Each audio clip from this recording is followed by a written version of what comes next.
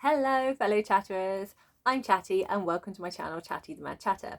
And today I'm going to be chatting madly away about something that I mentioned on my May TBR, which was that I have another book that I want to fit in. So it's not going to be part of my punishment and reward, but I am going away for the weekend to a spa and I am so excited. I have not been away for such a long time by myself. So I have two young children. I have a 7-year-old and a 4-year-old, and I love them very much. But it's so nice when you can just leave mothering behind for a bit and just be you. And I'm going away with my girls. So I have known these 4 girls since secondary school, and we're all in our mid-30s now. And they are my absolute best friends and I cannot wait to see them. I get to be with them for a whole weekend. And what I thought might be fun is if I got them to choose some books for me. So I have a choice of 10 that I'm going to share with them and say, have a look at these books. And I want all of you to pick one book each. And then I would like to read a chapter of each one on the train on my way up. And I will decide which of those chapters pulls me in, and then that will be the book that I will read over the spa weekend. So the books I have for you are, let's call it a Doomsday by Katie Henry. So this is a YA contemporary novel.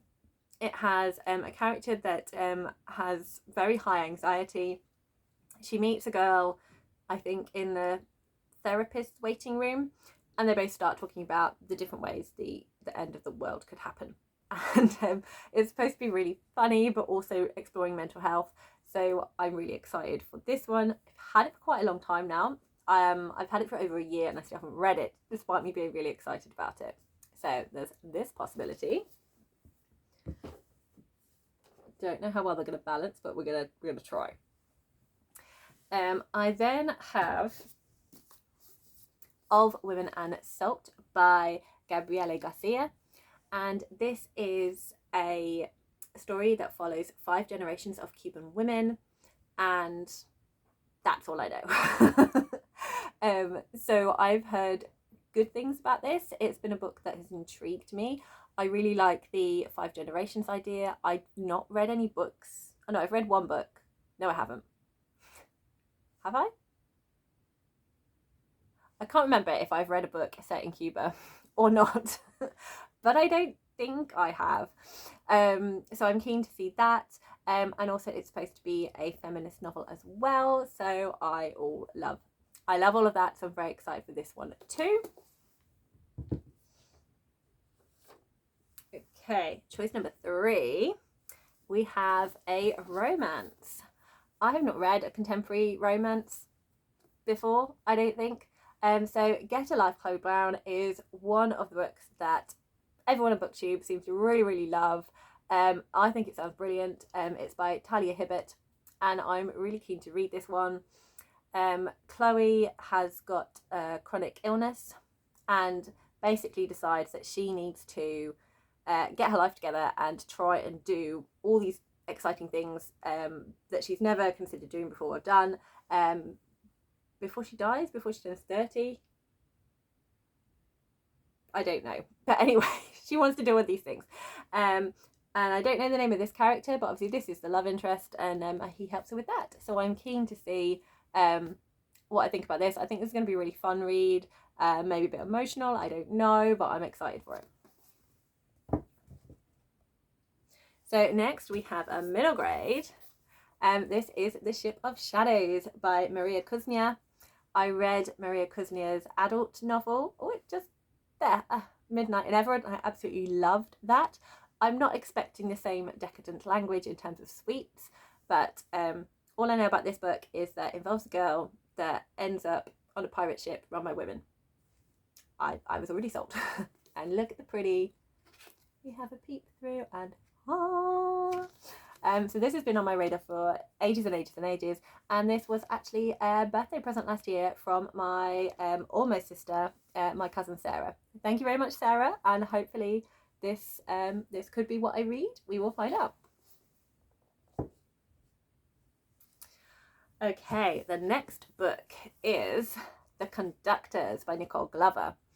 So again, I saw this book, I think I saw, yes, it was on Abby Salter's channel, where she was doing like cover comparisons, and I saw this and I was like, ooh, that looks good. It is a historical fantasy.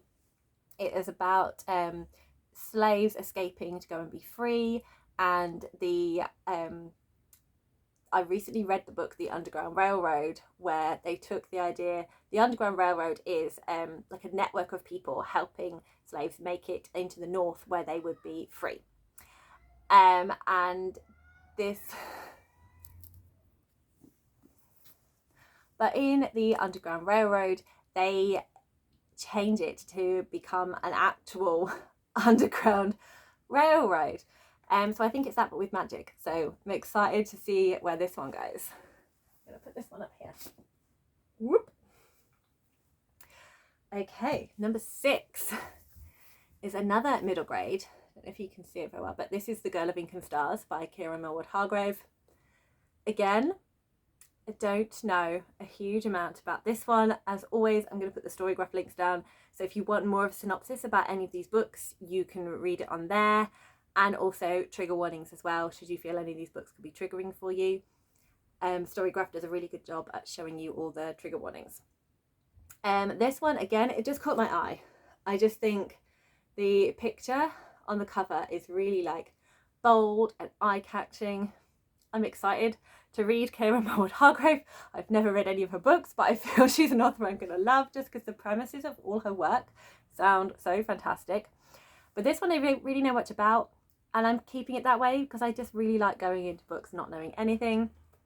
But I'm just intrigued. I kept seeing this in bookshops. I'm like, oh, yes, very intrigued by that one. I think that sounds good. I think that's going to be good. And again, this was another birthday present from my almost sister Sarah, and I haven't got around to reading it yet. So again, this could be the month or the time. And then we have another romance. This time it's a YA, and this is kind of an epic love story by Case and Callender. I really enjoyed Case and Callender's other book they wrote, Felix Ever After. Not other book, they have a good backlist.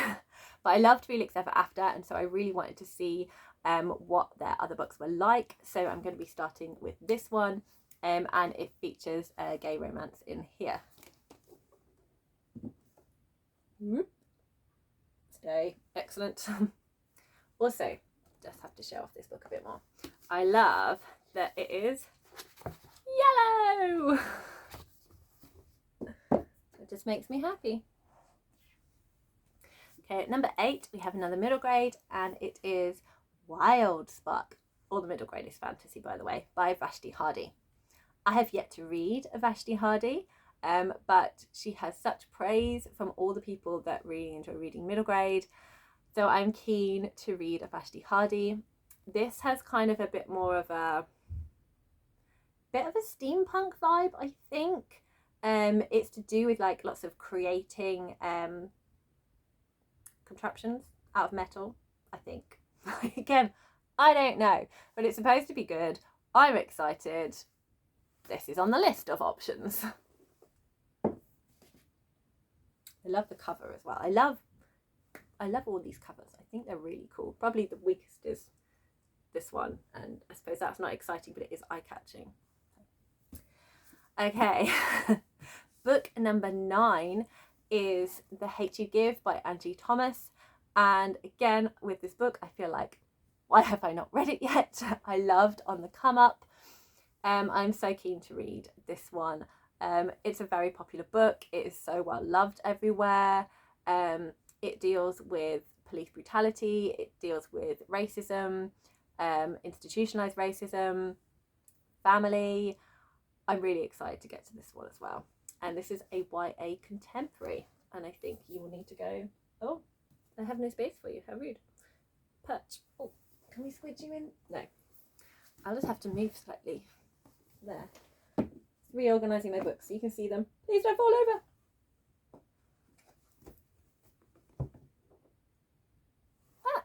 chapter.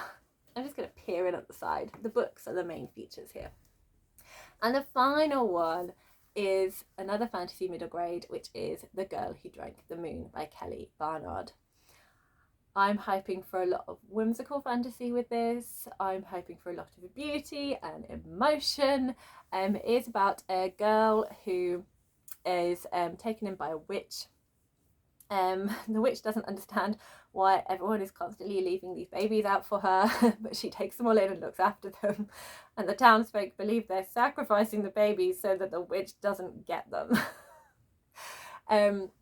And she feeds all the babies starlight to kind of make them strong, but she ends up accidentally feeding this girl moonlight. And that is all I know, but I hear so many people adoring this book. I know Evie from She Was Only Evie read it recently and absolutely had such an amazing time with it, and now wants to get all of Kelly Barnhill's work. So I'm really excited for this one as well. So there we go. These are the 10 options that my girls have got to choose from. So it's going to be interesting. I have no idea what they're going to choose. I don't know what it's going to be like reading the first chapters from them. I don't know what it's going to be like trying to film this experience on the train. It could be interesting. I have requested that I don't get put in a quiet carriage, so there's that. But hopefully I will be able to do a video for you on the train of which of the 4 books that were chosen and what I thought of the chapters for each one. And before I go, I'm just going to introduce you to my friends. So, all of my friends are amazing, very talented people, and one of them does a lot of graphic art and design, and when my second child was born, she made this book for them. And my kids love it. They love it so much because there's my eldest and there's my youngest. And in this book, she also included the rest of my friends. So this book was written by Pimpin the Hippo. So I don't know which book Pimpin is going to choose. So Pimpin is just a silly nickname that came from school. And that's just what she's called. I don't know what book Pimpin's going to choose. She is not a big reader. We share Disney films and other such things, but she's not a reader. So I'm curious as to which one she's going to choose for me and why she chose it. We then have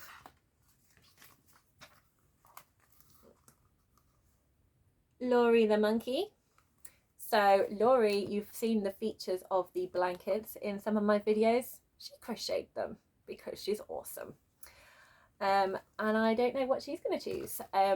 She does read, and I've not actually spoken to her about it. Hopefully on the spa I will get an opportunity, but I do know that last year she started reading Matt Haig's The Humans. I've no idea how she got on with it. She might not have liked it and stopped reading it. But I recently read that book and loved it. So I'd be keen to find out what she thought of it. So again, it doesn't give me an idea of what she's going to choose for me. None of them really read middle grade, so I don't know if that's going to be a factor, but they know that I like it, so they might choose it for me, if that makes sense. So we will see. We then have Scoop the tiger. She is my very chatty but organised dancing friend, and I don't know what she will pick either. She does read. She might go more for the romances, I don't know. She might be going for more of the strong female characters, I'm not sure. We will find out. But she is the only one of my friends that I think would read fantasy. She is my fantasy buddy. So that's fantasy, that's historical fantasy. So she could go for the middle grade because they're more fantastical. I don't know. And then finally, but absolutely not the least, we have the great fountain of all knowledge herself, Sula the giraffe. So Sula knows everything. She is, if I have any questions, I would take them to her. But she has such a wicked sense of humour and is so much fun. And will definitely, I think, drink me under the table because it's not hard. So yeah, she's a girl who loves a gin and a food. And she possibly reads the most. I don't know if I'm just thinking that because we know she's the cleverest of all of us, which it's a fact in our friendship group. So I don't know necessarily what she might go for. I did put this one in the mix because I felt it was more of a Sula read. So that would be where I'd say that's the one I feel the most certain would be chosen. But we will find out, and I will share on Friday on the train. So I'm messaging them and giving them the books and letting them know and asking what they will pick for me. What would you pick for me? What would be, out of all of these 10 books, what would be the choice that you would pick? I'm curious to find out where would your money go? So my reasoning behind these books was I wanted to choose books that was small-ish that I could possibly read over the weekend. Hence 4 of them being middle grades, a couple of romances because they're really quick to read. This one is small. Say the biggest ones are probably the Conductors and Conductors, Doomsday, and the Hate You Give, but Hate You Give and Doomsday are YA. So I'd say probably this one's maybe the heaviest. But that's probably heavy, but in smaller form. I don't know. Anyway, that was kind of my rationale. So the full books wouldn't take up too much room, and I would be able to finish them over the weekend. So thank you very much for watching. If you enjoyed this, please do a like. If you fancy subscribing, give that a click. And I hope you have a fantastic reading day, reading week. Happy reading.